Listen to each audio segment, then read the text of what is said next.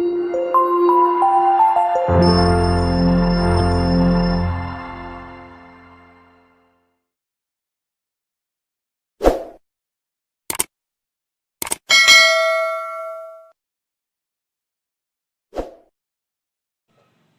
वालेकुम। सीरीज हमारी चल रही है direct indirect.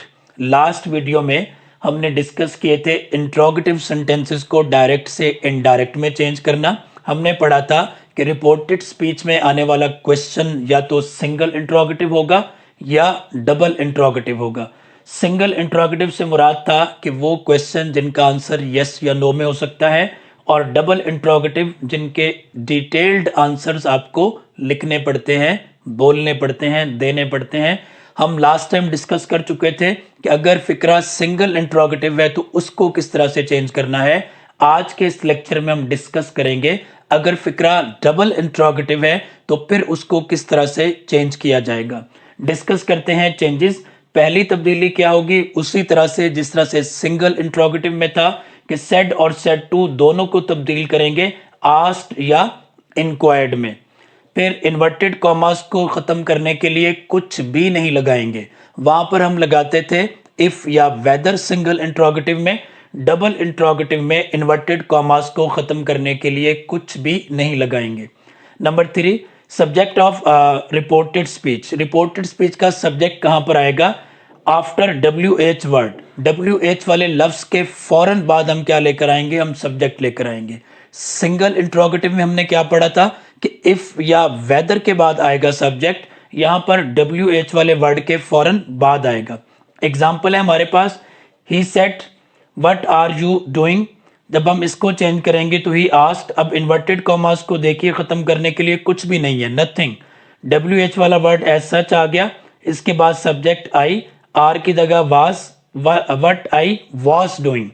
He asked what I was doing. तो इस तरह से। अब इसमें अगर आपको प्रॉब्लम होती है कि ये पहले हम इसको सिंपल कंडीशन में लाएंगे, फिक्रे की सवालिया हालत कैसे खत्म करेंगे जबकि WH वाला वर्ड बरकरार है, तो ये बड़ा सिंपल है। हम इसी फिक्रे को दोबारा लिखते हैं, he said what are you doing.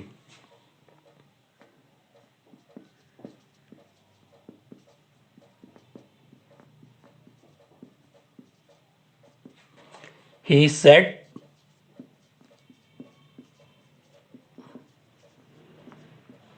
What are you doing. अब उसी तरह से हमने क्या करना है, हमने फिक्रे की सवालिया हालत खत्म करनी है। सेट की जगह हमने आस्क लेकर आना है। इन्वर्टेड कॉमास को खत्म करने के लिए कुछ भी नहीं लेकर आना। तो अगर आप यहां पर कंफ्यूज होते हैं तो आप सिंपल ये देखिए कि WH वाला वर्ड तो अपनी जगह चेंज नहीं करेगा, ठीक है। हम क्या करेंगे, ही आस्क वट, ठीक है। तो ये फिक्रा तो अपनी जगह, ये लफ्ज तो अपनी जगह चेंज नहीं करेगा WH वाला। आप क्या कर सकते हैं, आप इसके बाद फिक्रे को आर यू डूइंग, ठीक है, इस फिक्रे को क्या करें, आप इस तरह से सिंपल में कर लें, you are doing.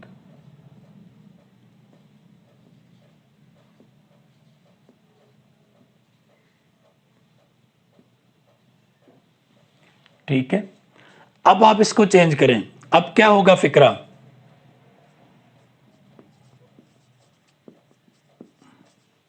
He asked what, you क्या है, यू सेकंड पर्सन है, चेंज होगा ऑब्जेक्ट से, ऑब्जेक्ट नहीं है तो हम फर्ज कर लेते हैं कि ऑब्जेक्ट टू मी है। टू मी की जगह क्या आ जाएगा, I. What I, are first form है, ये किससे चेंज होगी, सेड से, आस्क से, तो क्या होगा, वॉज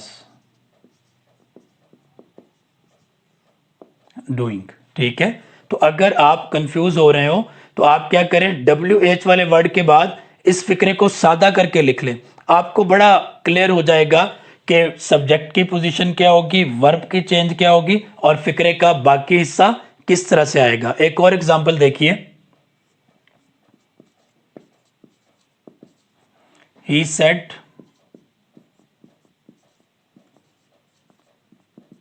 वाई इज अली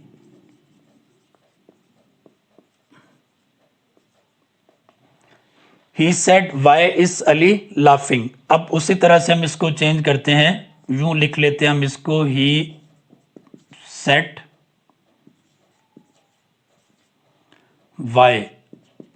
अब इस फिक्रे को हमने सादा करके लिखना है, इज अली लाफिंग। क्वेश्चन है, आप इसको सादा में करेंगे तो क्या होगा?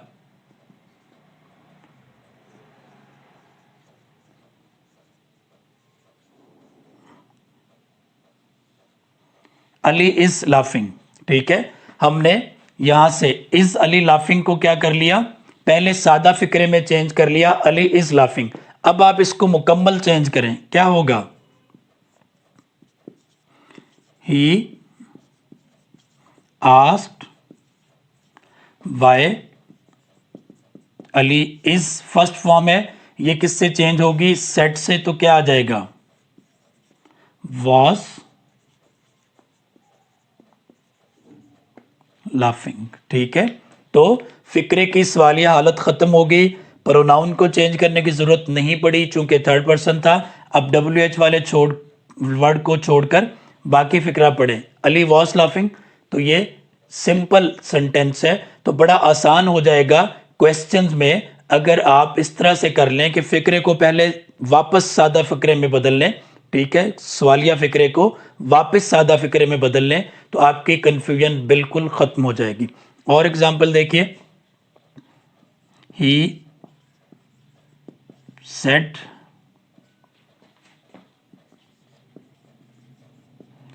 What will he do. He said what will he do.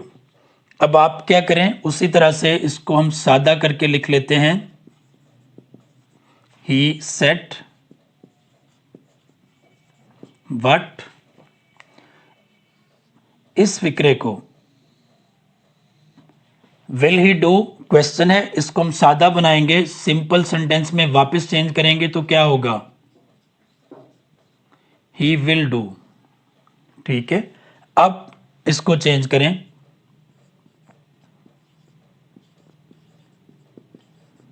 He said what, ही ऐसे ही आ जाएगा।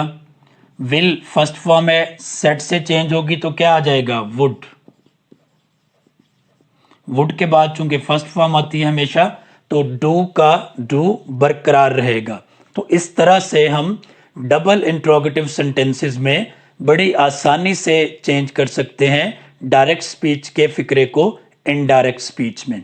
अगर आपको इसमें कोई प्रॉब्लम है और आप चाहते हैं कि इसकी आप मजीद प्रैक्टिस करें, तो आप इस नंबर पर, इस वीडियो का प्रोमो कोड है DIQ2, प्रोमो कोड है DIQ2।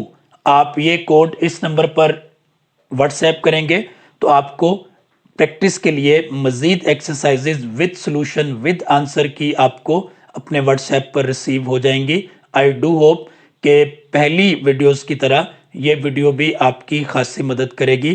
Thank you so much.